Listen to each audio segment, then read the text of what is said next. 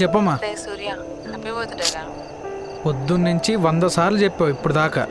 నీ చిన్నప్పుడు నీ బర్త్డే గ్రాండ్గా చేసాను.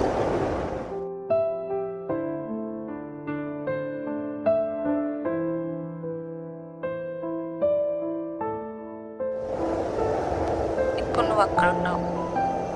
ఇంతకీ నీకు గిఫ్ట్ పంపాను చూసావా? పొద్దున్న డెలివరీ బాయ్ వచ్చాడు. గిఫ్టా? అదే రా, నీకు ఇష్టమైన టెలిస్కోప్. టెలిస్కోపా?